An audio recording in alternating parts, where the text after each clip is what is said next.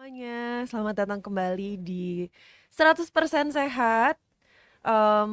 Bersama aku pastinya, tidak dengan yang lain, tidak dengan siapapun, dengan Dokter Andira Utami yang selalu pasti mengumandangkan sehat luar dalam di 100% sehat gitu. Jadi hari ini pembahasannya udah aku spill sedikit sebenarnya di sosial mediaku. Mau ngasih tahu dan cerita tentang kasus yang cukup viral selama seminggu kemarin ya.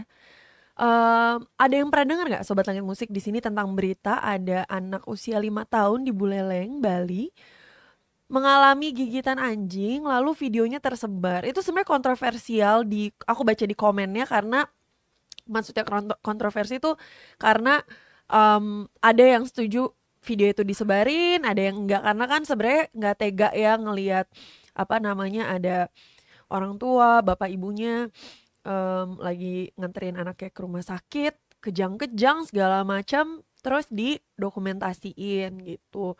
Cuman memang sudah tersebar di mana-mana. Aku juga udah bisa menonton itu videonya tuh dari platform manapun, tinggal nyari udah keluarnya videonya tuh tanpa ada apa ya, tidak ada blur, tidak ada apa, mukanya kita bisa lihat segala macam. Mungkin itu em, input untuk para pengkurasi video kali ya, mungkin untuk menghormati dan ya respect aja lah sama bapak ibunya, kan kasihan ya maksudnya kalau mengalami hal tersebut. Anyways, aku mau ngebahas itu karena cukup kayaknya banyak deh pertanyaan dari Sobat Langit Musik.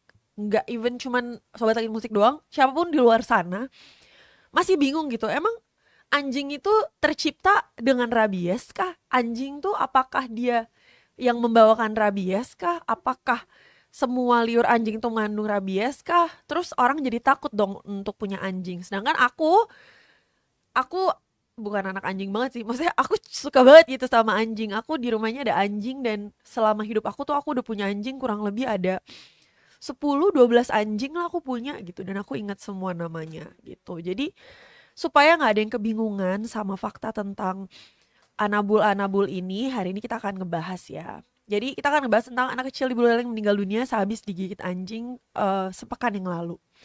Jadi menurut lansiran di berita, kabar duka datang dari Kabupaten Buleleng, Bali. Seorang bocah berusia 5 tahun dikabarkan meninggal dunia usai terkena gigitan dari anjing. Nah, gini, kita sambil baca berita sambil kita bedah ya. Usai terkena gigitan tuh nggak langsung loh dia ada gejalanya. Oke, jadi setelah digigit dia nggak langsung kejang-kejang. Jadi kata usai di sini mungkin kalau kita breakdown lagi setelah virusnya inkubasi. Inkubasi virus rabies itu antara 1 hari sampai 1 tahun. Tapi biasanya muncul di hari 30 ke hari ke 90 gitu. Jadi usai terkena gigitan anjing ini bukan 24 jam loh. Jadi kalau misalkan teman-teman misalkan ada yang amit-amit terkena gigitan anjing gitu, ya nggak usah langsung panik, tapi patut untuk antisipasi gitu ya. Nah, ini dari statement pertama beritanya aja udah banyak yang bisa dibedah gitu.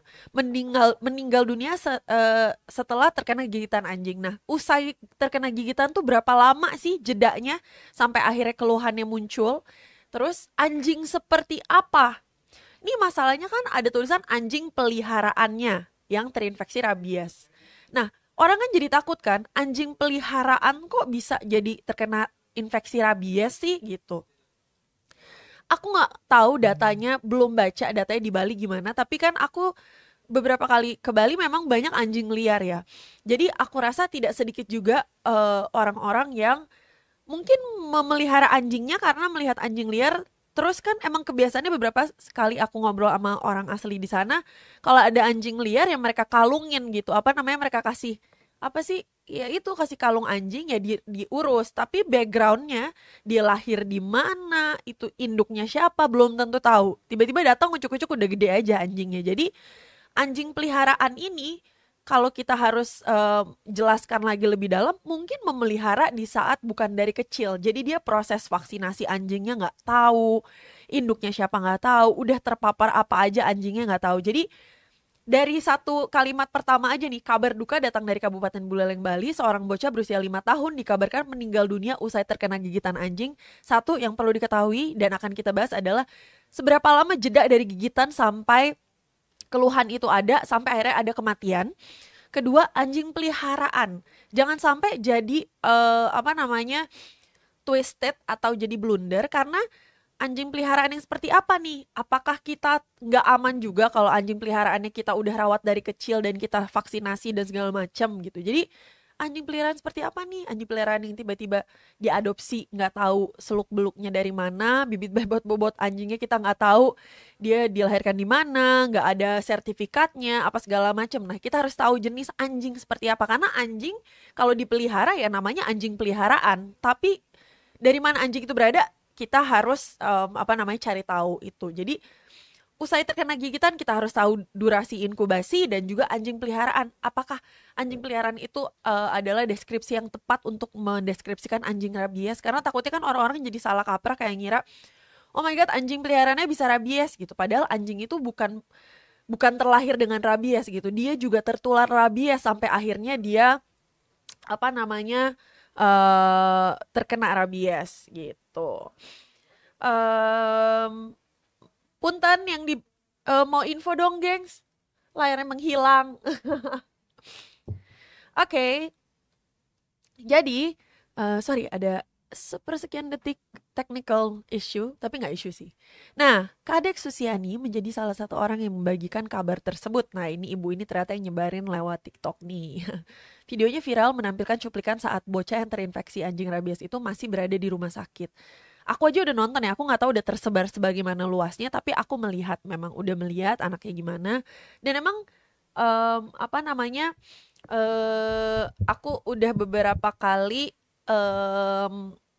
di IGD sih ketemu keluhan abis kegigit anjing gitu atau gimana. Kita tanya-tanya dulu, memang ini anjing liar kah, ini anjing peliharaan kah, apakah anjingnya udah divaksin kah, apa segala macam gitu. Nah, nama si bocah ini tuh Rizka.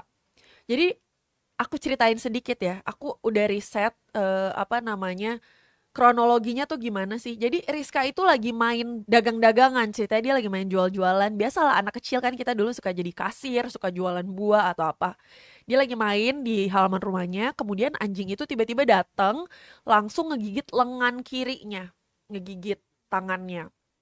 Nah, gigitannya menurut informasi orang tuanya itu tidak terlalu dalam, hanya seperti luka goresan. Mengetahui anaknya digigit, orang tuanya pun langsung mencuci lukanya menggunakan sabun dan air mengalir. Sementara anjing yang menggigit langsung dieliminasi. Bapaknya langsung geram, langsung mengeliminasi anjing tersebut dan dikubur oleh ayahnya. Nah, ini sebenarnya ada dua berita yang aku lihat. Yang satu dieliminasi dan dikubur, yang satu dia cuman katanya ini bukan anjing peliharaan. Makanya aku bingung, ini anjing peliharaan dia atau anjing tetangga? Atau jangan-jangan ini terjadi di waktu yang bersamaan aku yang nggak fokus ini yang mana.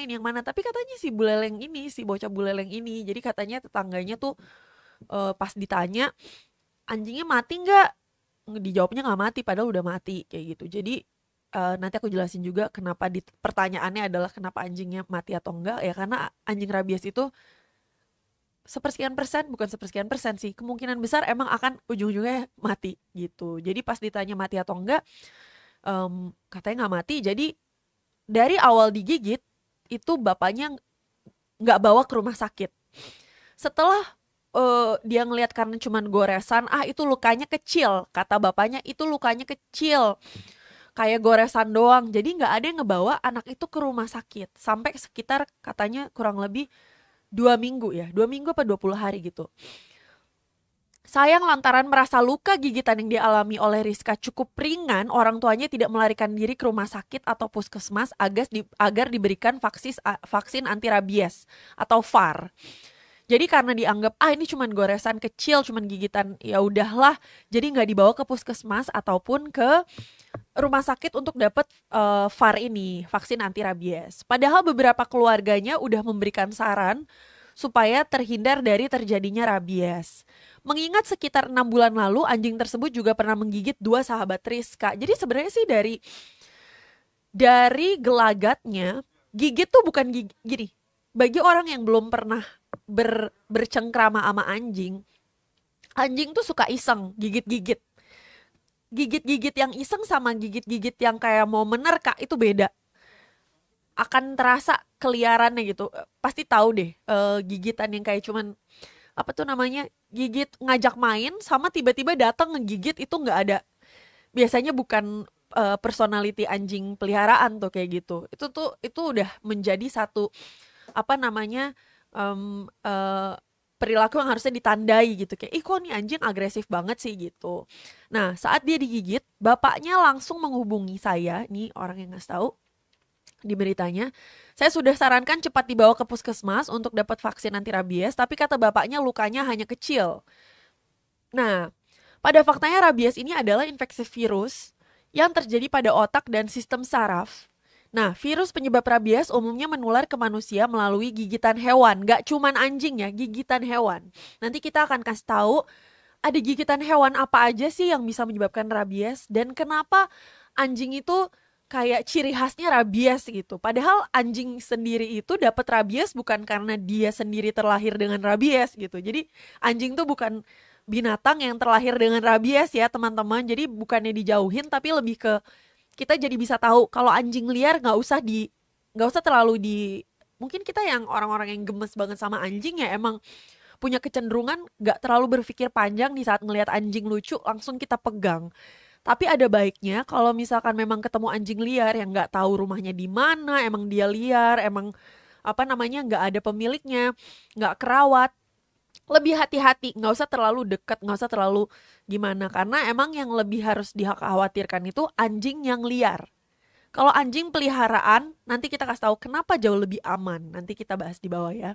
Nah, jika tidak cepat ditangani, rabies dapat menyebabkan kematian dan itu sudah hampir pasti. Ini cerita dikit ya, diskusi dikit. Jadi tuh aku tuh suka banget kan sama konsep kiamat zombie kan, yang kayak zombie apokalips tuh aku suka banget semua film zombie kayak World War Z, apa namanya, terus Shaun of the Dead, Land of the Dead, apalagi yang zombie-zombie ya, Diary of the Dead, tuh pokoknya semua film bikinan George Romero gitu, The Walking Dead, semuanya tuh aku tonton. Karena aku suka banget, karena kayak aku ngerasa di bumi ini paling mungkin kiamat tuh terjadi ya. Ini fantasi kepala gue doang. Paling mungkin banget dan mungkin banget terjadi adalah em, kiamat karena wabah, tau gak sih? Karena sebuah penyakit gitu. Terus melihat ciri-ciri rabies itu tuh deket banget sebenarnya sama ciri-ciri zombie sebenarnya, karena bukannya dia jadi makan daging orang ya, cuman ntar deh kalian lihat ciri-ciri anjing anjing rabies, terus di saat ada orang yang sudah tergigit anjing rabies, lihat gelagatnya bener-bener menuju jadi nggak manusia gitu, udah pokoknya kalian lihat sendiri deh, kalian Google aja. Jadi aku selalu merasa ya ampun nih apa namanya, kalau rabies tidak tertangani terus orang tergigit-gigit, konsepnya kan sama ya, kalau zombie tuh digigit terus jadi crazy kan, ini masanya digigit anjing gila kita juga ikut, terus kita bisa bisa mengalami kematian kalau tidak ditangani dengan cepat gitu. Jadi kayak ya ampun, jangan-jangan gitu. Biasalah, aku suka banget konspirasi. Anyways, di Indonesia rabies atau yang dikenal penyakit anjing gila masih menjadi salah satu masalah yang mengancam kesehatan masyarakat. Jadi aku baru baca nih tadi di berita di daerah ini aku mau kasih lihat dulu.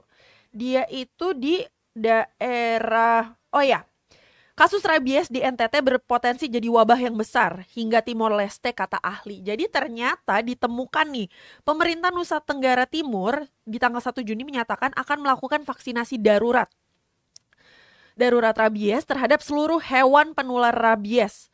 Nah, karena hewan penular rabies itu nggak cuma anjing, jadi bingung ya nangkep kelelawar tuh gimana caranya kan, say gitu. Jadi di NTT ini lagi apa namanya, darurat rabies. Thank you ya Ramli, ini tadi aku dikasih tahu sama temenku, gue mau ada trekking dan lari nih di NTT, di Kupang gitu. Tapi ternyata di sana dikasih tahu bahwa ada darurat rabies. Jadi ternyata pada Rabu sore tanggal 31 Mei, jumlah kasus yang dilaporkan digigit anjing menjadi 72 orang. Meningkat dari 46 sehari sebelumnya, terus hari besoknya jadi 72 gitu. Lalu, di antara kasus-kasus tersebut, sebanyak 10 orang mengalami gejala rabies dan beberapa di antaranya sudah demam, nyeri tenggorokan, dan cemas. Kasus gigitan anjing itu dilaporkan terjadi di 21 desa, di 9 kecamatan, yaitu Kecamatan Kuat Nana, Kolbano, Kualin, Nunkolo, Amanuban Timur, Amanuban Tengah, dan Faut Molo dan Kie. Nah, ini semua di NTT nih. Jadi, di sana dikabarkan ternyata lagi mengalami yang namanya darurat rabies, dan aku kira cuma terjadi satu area di Indonesia, ternyata ada yang mengalami darurat rabies juga. Which sebenarnya buat aku cukup concerning ya, karena rabies ini kan dari kemarin kalem-kalem aja ya, nggak ada bunyinya gitu. Terus tiba-tiba one by one gitu pada berlahiran gitu kan. Nah, kita masuk ke penyebab rabies. Jadi hewan utama penular rabies memang adalah anjing. Tapi selain anjing, hewan juga dapat membawa virus rabies dan menularkannya ke manusia via kelelawar, kucing, dan kera. Kak, ya, semuanya kak, kelelawar, kucing, dan kera. Nah, jadi yang aku bilang tadi, anjing tuh nggak boleh kita kayak hardik terus bilang, dasar lo anjing rabies gitu, ngomong ke anjing kayak gitu ya, meskipun dia nggak ngerti. Tapi anjing itu tidak semuanya membawa rabies, teman-teman. Anjing itu jadi rabies karena dia tertular rabies dari binatang lain. Nah, dalam posisi anjing ketularan rabies kayak gitu, artinya anjing yang cenderung tertular virus-virus itu anjing yang liar. Kan kalau di dalam rumah anjing nggak ketemu kelelawar, di dalam rumah anjing nggak ketemu kera, ya kan?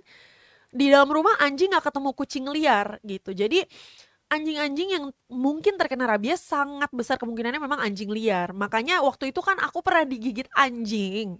Anjingku sendiri digigit di pipi. Ya ampun deh. Untungnya ya kita skincare dengan sangat religius, jadi hilang tuh bekasnya. Jadi di pipiku digigit waktu itu kayaknya karena dia nggak tahu deh dia kerasukan apa deh, nggak tahu dia ngeliat makanan kali, gak ngerti, gue juga bete jadi ingetnya. Digigit terus aku langsung ke IGD, ke tempat aku praktek. Terus aku minta disuntik. Nah, dokternya juga bilang, namanya juga panik ya, soalnya berdarah-darahnya tuh nggak santai, kayak sirup marjan berceceran di pipi, terus merah banget gitu. Abis itu aku langsung ke IGD, langsung minta suntik rabiesnya kan, vaksin anti rabies. Nah, ditanya juga kan, dok, emang anjing lo liar dok? Ya enggak sih, cuman gue udah lama. Nah kebetulan anjingku ini abis aku tinggal lama di rumahku yang lain, dan dia tuh nggak ditaruh di dalam rumah, meskipun dia nggak berkeliaran dari rumah ya, dia cuma stay di rumah, tapi dia ditaruh di halaman belakang gitu, terus dia nggak pernah masuk gitu, dan itu yang ngurus keluargaku lah. Nah, ada satu saat aku kayak kesian gitu, aku menjemput ulang si Anabul biar stay sama aku aja. Jadi dia udah melalui tahunan tuh hidup tanpa aku gitu. Jadi proses dia ngapain, mengalami apa aku nggak tahu. Makanya aku juga tetap ada rasa paniknya. Jadi aku langsung melarikan diri ke IGD rumah sakit gitu. Nah, tadi seperti yang aku bilang, anjing itu bukannya terlahir dengan rabies, dia itu ketularan rabies sampai akhirnya dia bisa punya rabies. Nah, penularan rabies itu kalau antar hewan, maka ini kan namanya zoonosis ya, disebarkan lewat hewan gitu. Anjing itu nggak mesti digigit sama kelelawar, kucing atau kera, tapi kena air liurnya aja, misalkan ya. Air liurnya kucing masuk ke mulutnya anjingnya, tapi air liur kucingnya itu ada rabiesnya, iya jadi kena rabies. Terus air liurnya kera atau kucing masuk ke mata anjingnya, jadi pokoknya kalau kena mukosa yang basah gitu, daerah binatangnya tuh yang bisa masuk ke dalam tubuh kayak mulut, mata, hidung gitu ya, lebih ke mulut sama mata sih yang ada mukosanya gitu, kemungkinan besar ya tertular. Nah makanya aku mau bilang, anjing-anjing yang lebih dikhawatirkan adalah anjing-anjing yang kita nggak tahu kegiatan sehari-harinya tuh kemana, ketemu binatang apa, itu yang harusnya mengkhawatirkan. Jadi kalian bagi pemilik Anabul, nggak usah khawatir karena kalian tahu kegiatan sehari-hari anjing kalian ketemunya kalian gitu kan.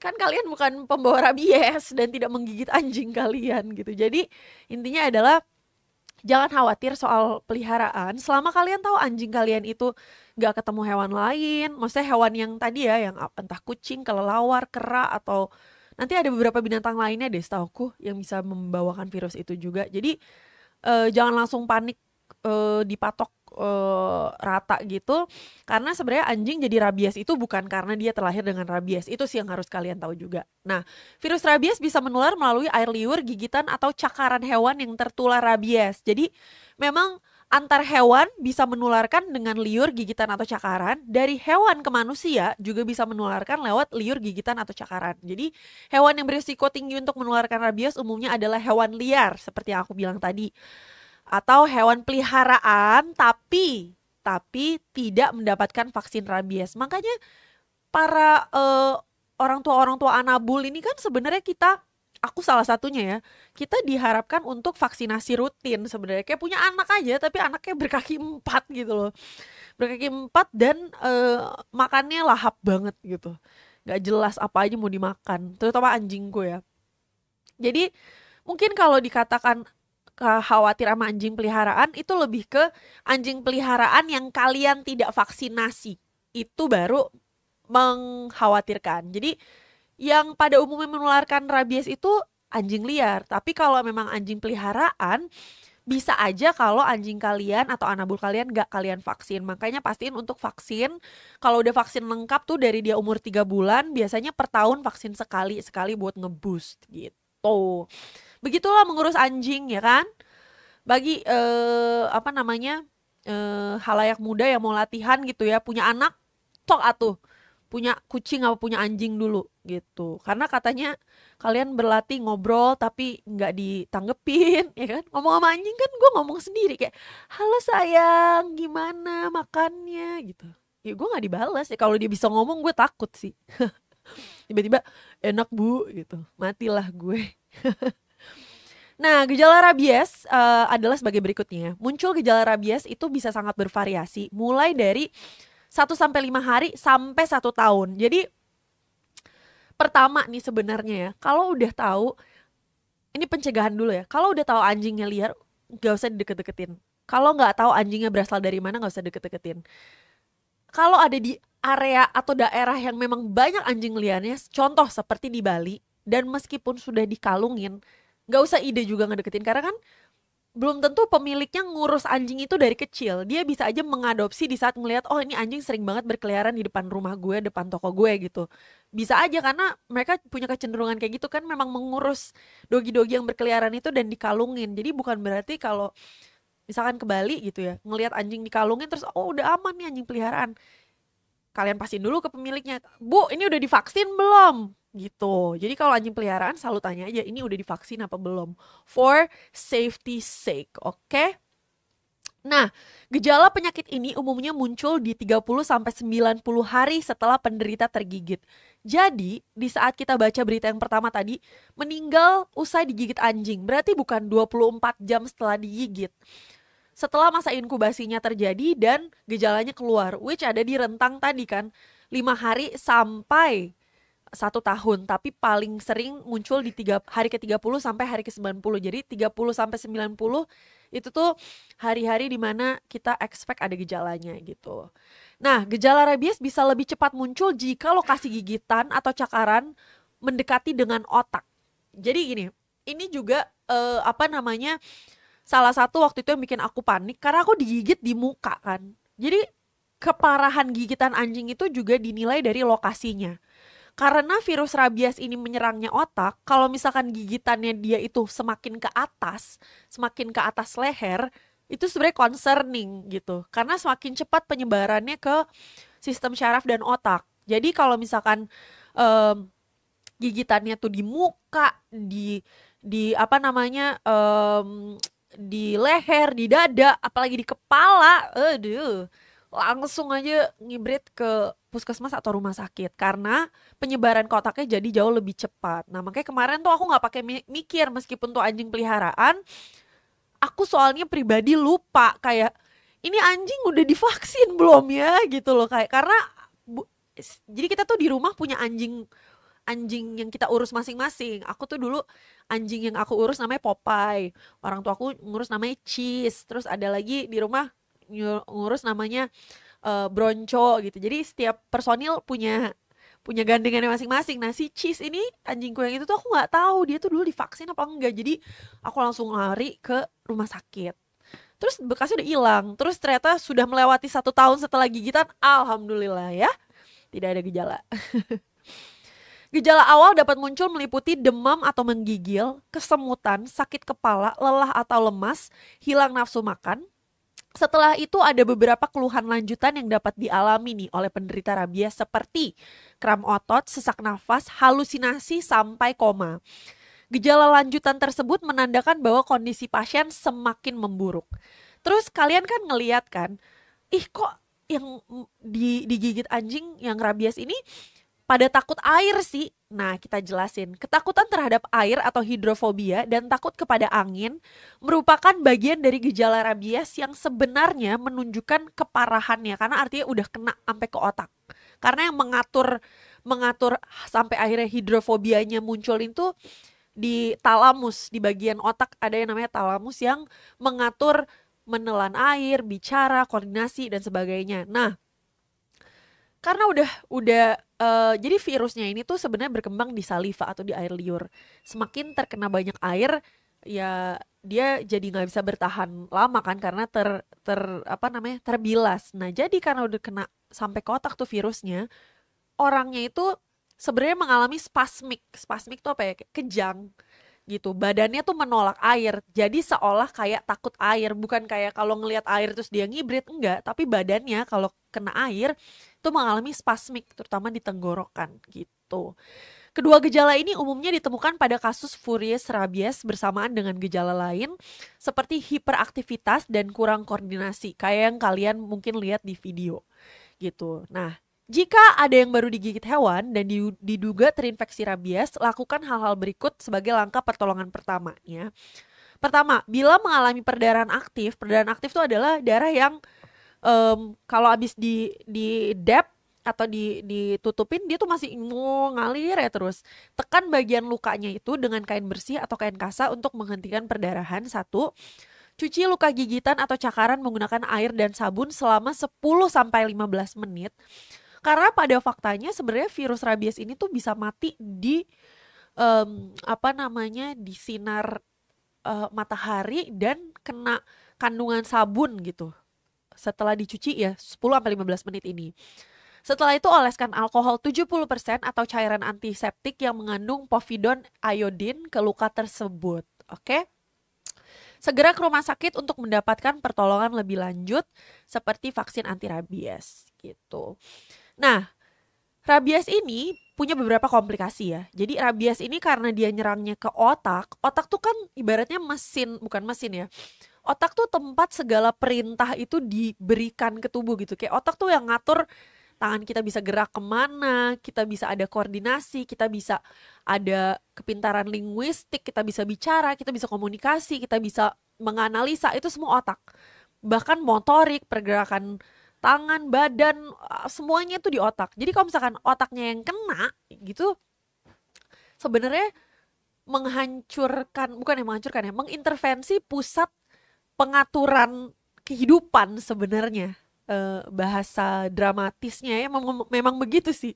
Jadi kebayang ya kalau misalkan yang terkena otak, yang ngatur nafas jadi terganggu, ngatur detak jantung terganggu karena it goes back to the regulator which is the brain, ya kan. Begitu gejala ini muncul, dapat dipastikan virus rabies sudah menginfeksi otak. Jadi kalau gejala udah muncul, sorry to say, unfortunately berarti rabiesnya itu sudah menginvasi dan menginfeksi otak sehingga kondisi penderita bisa memburuk dengan sangat cepat.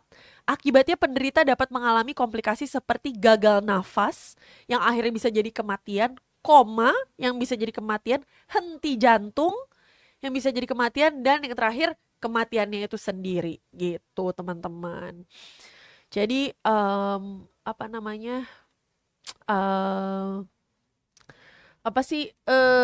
jadi banyak sebenarnya yang terjadi ya dalam prosesinya itu gitu. Nah, berikutnya lagi aku mau kasih tahu tingkat keparahan gigitan anjing sebenarnya. Jadi ada tingkatannya. Ada yang tidak kontak, kontak kulit, ada luka tunggal, luka multiple, tunggal multiple yang derajatnya lebih tinggi sama luka berat gitu. Jadi aku mau persingkat jadi beberapa tingkatan. Sebenarnya ada tingkat satu, tingkat 2, tingkat 3. Nih ya, aku harus oh ini nih, kategori luka resiko dari gigitan-gigitan anjing. Oke. Jadi kategori luka resiko rendah itu jika kontak hanya berupa sentuhan atau jilatan di kulit yang tidak memiliki luka terbuka. Oke. Kategori luka resiko sedang jika kontak berupa gigitan kecil yang tidak dalam serta cakaran atau lecet yang tidak menyebabkan perdarahan, kayak kegaruk kuku kali ya. Kategori luka resiko tinggi adalah jika kontak berupa gigitan atau cakaran ke mata, mulut, atau luka terbuka sampai menembus kulit dan menyebabkan perdarahan gitu. Jadi emang ada luka resiko apa tingkatan-tingkatannya karena dari mana lokasi gigitannya juga berpengaruh ya teman-teman. Kayak tadi yang aku bilang, kalau emang gigitannya itu deket banget sama menuju kepala dan otak, ya apa namanya, jadi resikonya lebih tinggi gitu. Nah, jadi si rabies ini sebenarnya disebabin sama virus namanya Lisa virus. La Lisa, ya beda ya, beda ya. Lisa yang itu lovely, ini Lisanya ini mematikan. Lisa virus dari golongan Rhabdoviridae. Jadi jadi ingat kedokteran itu kita ngebahas kayak turunan-turunan virus, keluarga virus tuh ada silsilahnya tuh, turunan golongan apa, golongan apa. Nah, Lisa virus ini adalah golongan Rhabdoviridae. Virus ini umumnya masuk ke tubuh manusia melalui cakaran atau gigitan hewan yang terinfeksi virus rabies. Jilatan hewan yang terinfeksi dan masuk ke mulut, ke mata, atau masuk ke luka terbuka. Ini misalnya ada anjing rabies, kita nggak digigit, tapi kita punya luka terbuka, terus luka itu dijilat sama anjing rabiesnya. Iya, ada kemungkinan virusnya bisa masuk gitu. Jadi cara virusnya masuk itu nggak mesti selalu digigit sama anjingnya, tapi kalau kalian ternyata punya luka terbuka terus kena air liurnya dia, ya dia yang memiliki rabies ya, jangan menyamaratakan semua anjing tuh punya rabies ya. Ya bisa jadi berbahaya. Makanya sebenarnya aku tuh kalau ketemu anjing atau kucing di pinggir jalan, kadang tuh gue usir bukan karena gue nggak suka ya, karena gue nggak mau gitu kena rabies, karena gue nggak tahu lu kerjainnya tiap hari kemana gitu kan, higien apa sanitasi kebersihan si binatang itu kan kita nggak ada yang tahu gitu kalau dia liar. Nah, setelah memasuki tubuh, virus rabies dapat menyebar ke otak melalui sel syaraf, kemudian berkembang biak dengan cepat. Jadi hal ini dapat menyebabkan peradangan berat pada otak dan syaraf tulang belakang. Dan penting untuk diingat, virus rabies yang sudah menyerang otak dapat memperburuk kondisi dan mempercepat kematian. Seperti yang aku bilang tadi. Lokasinya penting, apa tindakan awal yang akhirnya dilakukan setelah kontak juga penting. Jadi gini, kan kalian jadi mungkin ada yang bingung ya, dok tapi kalau misalkan emang dia nggak gigit gimana gitu. Pertama kita tentukan dulu, ini anjing kita curiga nggak dia punya rabies, ini kucing kita curiga nggak dia punya rabies. Kenapa kita harus curiga? Pertama, kalau dia liar mendingan curiga rabies daripada ya. Kalau anjing peliharaan orang, monggo ditanya udah divaksin atau belum.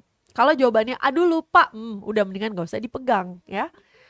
Terus kalau misalkan udah misalkan nih amit-amit kalian nggak kepikiran tentang pertimbangan-pertimbangan tadi, kalian ketemu anjing di pinggir jalan terus kayak hai halo, kalian elus-elus terus kalian punya luka terus kejilat, emang nggak digigit sih tapi kejilat, meskipun kan tadi aku bilang ya sebenarnya inkubasi memakan waktu 5 hari sampai 1 tahun, jadi nggak usah nunggu sampai gejalanya ada pak.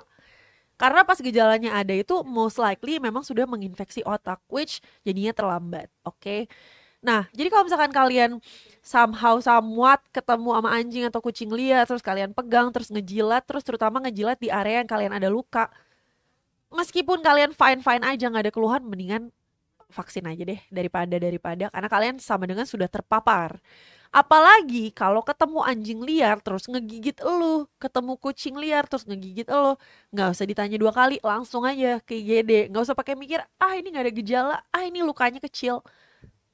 Ya kalau kalian mau coba, mau tes kehokian kalian, silakan. Tapi gue nggak menyarankan. Jadi penyebaran virus ke otak bisa terjadi lebih cepat jika pasien digigit atau dicakar hewan pada area leher atau kepala. Gila, kebayang gak sih pas gue dulu paniknya kayak gimana? Nah, jenis hewan yang dapat membawa dan menularkan virus rabies antara lain anjing, kucing, monyet, kelelawar, rakun, dan sigung. Sigung tuh yang kayak gimana ya, gengs? Sigung tuh, tau sigung nggak? Sigung apa ya? Kok gue gak tau sigung ya? Kayaknya di kepala gue ada memori sigung tuh bagian dari permonyetan nih kalau nggak salah ya. Nggak tahu sih. Anyways, jadi itu binatang-binatang yang bisa menularkan ya. Jadi nggak cuma anjing, kucing, monyet, kelelawar, rakun tuh juga bisa. Oke. Jadi kalau kalian ngeliat, ih lucu, monyet, plok, terus digigit, mateng. Jadi kalau udah ada salah satu nama yang menggigit kalian dari nama-nama ini, nggak usah nunggu sampai ada gejala, langsung aja vaksin rabies. Oke. Faktor resiko rabies. Nah, jadi ada beberapa faktor yang dapat meningkatkan resiko seseorang tertular rabies dan orang-orang ini sebenarnya harus dapat vaksinasi rabies terlebih dahulu. Kan kita kalau nggak ada nggak ada apa sih namanya? Emang nggak ada faktor risiko atau nggak ada yang tendensi kecenderungan berinteraksi sama binatang, ya emang bukan sebuah otomatisasi ya untuk vaksin rabies gitu kan. Jadi di sini yang dirasa faktornya dapat meningkat, terutama meningkat di dalam aspek tertular rabies adalah orang-orang yang bekerja di laboratorium yang meneliti virus-virus, terutama virus rabies. Bekerja sebagai dokter hewan, itu perlu divaksin. Tinggal di lingkungan yang banyak hewan liarnya bisa lalu lalang, itu perlu divaksin. Tinggal di wilayah bersanitasi buruk atau jauh dari tempat vaksinasi, itu juga perlu atensi. Melakukan aktivitas yang beresiko terjadi kontak dengan hewan liar. Misalkan nih, temen gue yang nyapa, yang ngasih tahu bahwa di Kupang itu lagi darurat rabies. Dia katanya mau trekking ke gunung ya kan. Jadi orang-orang yang memiliki aktivitas yang beresiko memiliki kontak dengan hewan liar, misalnya berkemah, mendaki gunung, atau menjelajahi gua gitu. Jadi teman-teman sekalian udah untuk kalau misalkan emang disebut nih di salah satu ini, langsung aja lah tindakan preventif ya, langsung vaksinasi gitu. Nah, aku mau kasih tahu juga nih, hewan-hewan pembawa virus rabies ini emang nggak kelihatan ya dok? Mereka tuh terlihat rabies atau enggak sih? Tentu kelihatan gitu. Jadi virus rabies ini paling sering ditularkan memang melalui gigitan anjing. Faktanya populasi anjing liar di Indonesia itu nggak sedikit. Oleh sebab itu penting bagi teman-teman untuk mengenali tanda dan gejala anjing yang terinfeksi virus rabies supaya kondisi ini bisa dihindari, oke? Beberapa gejala yang muncul pada anjing yang terinfeksi rabies adalah: 1. Agresif dan mudah menyerang orang, mulutnya berbusa berlebih, air liurnya berlebihan. Berlebihan itu yang kayak orang orang kumur-kumur pakai apa sih namanya? Pakai odol, sikat gigi pakai odol tuh berbusanya tuh kayak gitu tuh. Bereaksi berlebihan terhadap cahaya dan suara, suka menyendiri dalam ruangan gelap, demam, tidak nafsu makan, lemah, kejang, dan lumpuh. Jadi ada yang agresif banget, tapi ada juga yang jadi lemah dan lumpuh. Tiba-tiba kakinya lumpuh lah, apalah, tiba-tiba dia pincang atau apa segala macam tuh, kalian harus waspada gitu. Karena memang tidak semua penampakannya itu agresif. Ada yang malah jadi lemah dan lumpuh dan tidak nafsu makan gitu. Berdasarkan gejala di atas, bisa diketahui bahwa rabies tidak selalu menyebabkan anjing menjadi gila atau agresif, atau seperti sebutannya anjing gila. Pada beberapa kasus, rabies justru bisa menyebabkan anjing menjadi lemah dan pendiam. Jadi gini, bukan untuk membuat jadi panik, tapi kalau anjing kamu tiba-tiba jadi pendiam, ya jangan dituduh, aduh ini anjing gue rabies ya. Kalian trace back aja, ingat-ingat kalian udah vaksin apa belum, anjing kalian ketemu hewan-hewan liar apa enggak. Kalau enggak, santai banget. Kalau udah divaksin, emang anjingnya anjing rumahan, tenang aja gitu. Jadi jangan dipukul rata, karena banyak kebingungan yang merasa bingungnya tuh gini, dok emang anjing itu emang dari sananya rabies ya, kayak kasihan banget gitu loh, kayak kayak nista banget, udah anjing, terus apa namanya, liurnya nyebelin, udah gitu rabies lagi, kayak ya ampun kasihan banget anjing-anjing ini. Jadi tidak, anjing itu bahkan kena rabies karena ditularin binatang lain. Jadi bukan karena dia terlahir dengan rabies. Karena kan anjing dan rabies tuh kayaknya sudah melekat ya, kayak nama belakangnya anjing tuh rabies gitu kali ya. Seolah-olah tuh ya anjing adalah rabies, padahal hewan yang menularkan rabies tuh ada macem-macem, dan anjing bisa jadi rabies karena dia ditularkan oleh hewan yang terinfeksi rabies yang menggigit atau kena cairan liurnya dan segala macam gitu. Nah, biasanya anjing diberi vaksin rabies pertama ketika mereka menginjak usia 3 bulan, which aku sudah melakukan itu. Jadi aku waktu itu manggil dokter hewan ke rumah buat nyuntik Nugget, anjingku namanya Nugget, nama panjangnya Chicken Nugget. Jadi dari 3 bulan aku suntikin dia vaksinasi rabies keduanya kemudian bisa diberikan 1 tahun setelah vaksin pertama.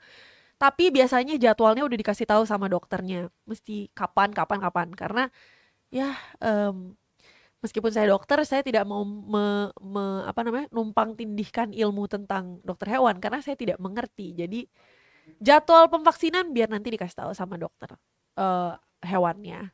Nah, hewan rabies seperti kelawar dan rakun yang menggigit anjing dapat menyebabkan anjing jadi terkena rabies seperti yang aku bilang tadi. Jadi dia bukan terlahir dengan rabies ya, teman-teman. Anjing yang terkena rabies biasa disebut dengan tadi anjing gila itu. Nah, masuk lagi ke gejala dan tipe rabies yang berikutnya. Ada yang namanya, jika rabies tidak terdeteksi dan tidak segera ditangani, gejalanya akan berkembang menjadi lebih parah. Gejala lanjutan ini bisa digolongkan menjadi 2 tipe ya, yaitu agresif dan paralitik. Jadi gejala lanjutan rabies yang tipe agresif. Kebanyakan rabies yang disebabkan oleh gigitan anjing akan menimbulkan gejala seperti mengalami episode marah, kelojotan, gak bisa diem, spasmik, kejang-kejang, gelisah, linglung, hiperaktif, muncul keinginan untuk memukul atau menggigit atau halusinasi. Makanya ini tuh aku seremnya karena ini paling mendekati zombie, kayak ya amplop. Kalian lihat deh, ada video-video medis yang tujuannya untuk edukasi, nunjukin bagaimana gambaran dan visualisasi orang terkena rabies itu tuh benar-benar hiperaktif dan agresif. Selayaknya kalian lihat apa ya, benar-benar menurut aku ini adalah disease yang paling mirip sama gambaran zombie gitu. Mungkin orang-orang yang buat cerita-cerita ini ya juga terinspirasi sama penyakit ini kali ya. Karena kan mereka berawal dari gigitan, dari air liur, berkembang jadi hiperaktif, terus akhirnya jadi mengalami kematian gitu. Jadi aku kayak very mind blown. Penderita dengan gejala ini juga dapat mengalami kram otot, detak jantung yang cepat, dan napasnya terengah-engah. Gejala tipe ini dapat hilang timbul, dan penderitanya biasanya tidak ingat dia marah-marah karena emang udah kena ke otak. Oke? Yang kedua, gejala lanjutan rabies tipe yang paralitik. Penderita yang mengalami gejala ini akan tampak diam, namun gejala demam dan sakit kepala menjadi lebih berat. Penderita juga akan mengalami lumpuh yang menjalar mulai dari area yang digigit sampai ke bagian tubuh yang lain. Kematian dapat terjadi jika kelumpuhan sudah menjalar hingga ke otot nafas. Just so you guys know, nafas itu kan pakai otot ya. Jadi di saat otot-otot nafasnya ini sudah paralyzed atau paralysis, dia nggak bisa nafas, jadi gagal nafas, jadi cannot diselamatkan gitu. Jadi selain gejala di atas, penderita rabies juga dapat mengalami keluhan seperti produksi air liur yang bertambah, sensitif pada cahaya, rasa takut berlebih pada air, priapismus atau ereksi berkepanjangan tanpa adanya rangsangan seksual di laki-laki gitu. Sampai saat ini faktanya untuk mendiagnosis emang belum ada. Jadi rabies itu belum ada pemeriksaan yang dapat mendiagnosis rabies sesaat setelah seseorang digigit hewan. Penyakit ini hanya dapat dideteksi ketika gejalanya sudah muncul. Makanya penyakit ini sangat erat dengan preventif, sangat erat dengan pencegahan. Oke? Untuk menegakkan diagnosis rabies, dokter akan melakukan tanya jawab anamnesis mengenai gejala yang dialami, kronologi, jenis hewan yang menggigit atau mencakar, dan apakah pasien sudah pernah menerima vaksin rabies. Setelah itu dokter akan melakukan pemeriksaan fisik dengan melihat kategori luka yang tadi aku bilang, kategori resiko rendah, resiko sedang, atau resiko tinggi. Nah, pada pasien yang telah menunjukkan gejala, dokter akan melakukan pemeriksaan lebih lanjut seperti mengambil sampel air liur hingga cairan cerebrospinal. Begitu juga pengambilan untuk tes antibodi dan mendeteksi antibodi melawan virus rabies dengan mengambil sampel air liur dan biopsi kulit. Nah, masalahnya ini aku nggak tahu nih, ini apakah ke cover atau gimana, karena ini pemeriksaannya terlihat dan terdengar sangat sophisticated sebenarnya. Jadi nggak usah lah kalian sampai harus pemeriksaan karena takut kena rabies atau enggak, mending dicegah jangan sampai kena gitu. Jadi kalian tanamkan ilmunya, kalian aplikasikan supaya tidak terkena. Jangan tunggu terpapar terus kalian mau periksa gitu, oke? Nah, jika memungkinkan, pemantauan tanda-tanda rabies perlu dilakukan selama 10 hari pada hewan yang menggigit.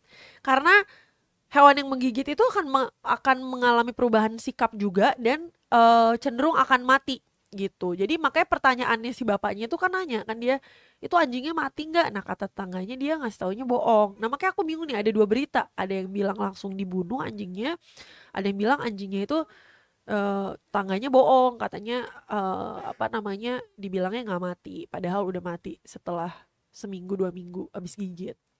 Rabies berisiko tinggi nih ya kan, menyebabkan kematian terutama jika virus udah infeksiin otak. Jadi pengobatannya itu ya tergantung kategori juga. Jadi kalau kategori 1, kalau kita menyentuh atau memberi makanan yang tersangka kepada hewan rabies, ini cukup dilakukan pencucian luka. Kalau kategori 2, hewan tersangka rabies menggigit sampai kulit terbuka, terdapat luka goresan kecil atau lecet tanpa perdarahan. Pada kategori ini lakukan pencucian dan perawatan luka serta diberikan vaksin anti rabies. Kategori 3 yaitu gigitan atau cakaran hewan tersangka rabies menimbulkan luka transdermal atau antar kulit ya. Jadi transdermal tuh antar lapisan kulit tuh kebuka. Jadi kulit ini udah kelihatan daging dalamnya gitu. Terjadi jilatan hewan pada kulit yang rusak, kontaminasi selaput lendir oleh air liur hewan atau kontak dengan kelelawar. Pada kategori ini dilakukan pencucian dan perawatan luka serta diberikan vaksin anti rabies dan imunoglobin. Jadi pengobatannya, penanganannya beda-beda sesuai dengan tipe gigitannya gitu atau tipe lukanya gitu, teman-teman semuanya. Jadi sebenarnya di sini tuh banyak banget ya ilmu tentang apa namanya, tentang si rabies ini gitu. Jadi tunggu nih. Ada pertanyaan, selain anjing apa dok hewan yang bisa kena rabies? Tadi aku udah bilang apa namanya, ada kucing, ada kelelawar, ada kera, ada rakun. Itu bisa membawa rabies gitu.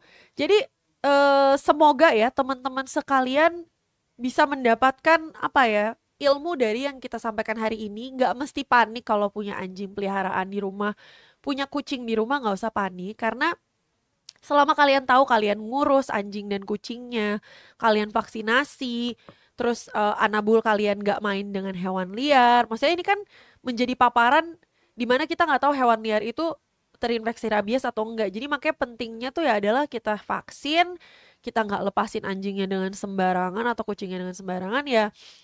Ya begitu, untuk memastikan bahwa at least hewannya aman gitu.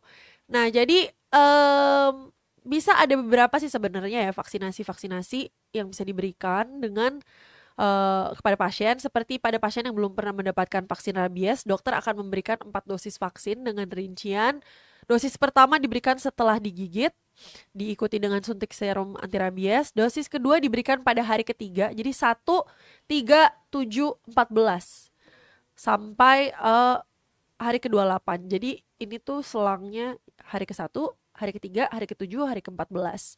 Itu tuh disuntikan vaksinnya. Sementara pada pasien yang sudah pernah menerima vaksin rabies, dokter akan memberikan 2 dosis aja dengan apa namanya, rincian dosis pertama secepatnya setelah digigit, dosis kedua setelah 3 hari digigit gitu. Jadi sebenarnya vaksinasi udah ada.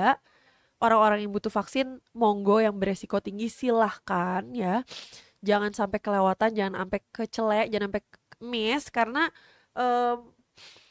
ya ini hal-hal yang bisa diantisipasi dan bisa dimitigasi, mendingan dicegah ya, daripada kalian harus merasakan dampaknya dulu baru kelabakan. Jadi satu-satunya pencegahan ya untuk melakukan vaksinasi pada hewan peliharaan pada anjing dan kucing, menutup lubang atau celah di rumah yang bisa menjadi sarang hewan liar, menghindari kontak dengan hewan liar atau hewan yang menunjukkan gejala rabies, atau melapor ke lembaga pengendalian hewan kalau muncul hewan-hewan liar, dan ajarin anak-anak untuk gak menyentuh hewan liar yang terutama enggak dikenal.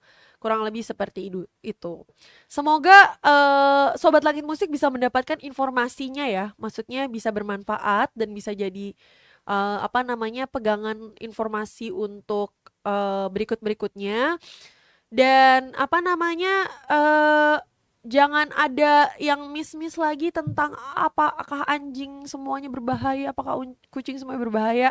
Kalian udah denger tadi eh, anjing-anjing dan kucing-kucing seperti apa atau hewan-hewan apa aja yang bisa menularkan rabies. Dan jangan jadi biasain kalau ada berita yang dirasa relatable, jangan langsung dibuat panik.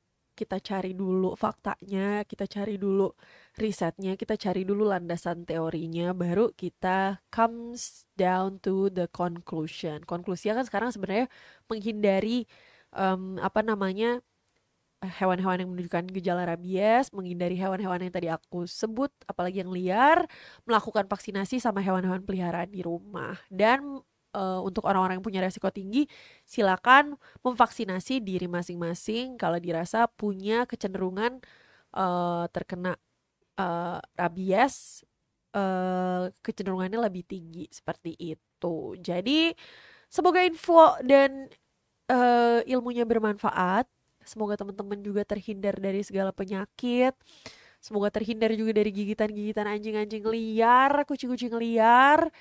Jadi aku cuma pengen semuanya sehat selalu, terhindar dari segala macam penyakit sih, nggak cuma rabies doang ya. Sehat selalu semuanya. Kita ketemu lagi di minggu depan, tapi di jam 5 sore, oke? Terus kalau teman-teman ada yang mau kasih tahu rekomendasi topik atau apapun, boleh langsung aja ke sosial mediaku atau DM ke Langit Musik juga boleh. Jadi sampai ketemu di minggu depan. Kita semuanya sehat luar dalam di 100% sehat. See you next week guys.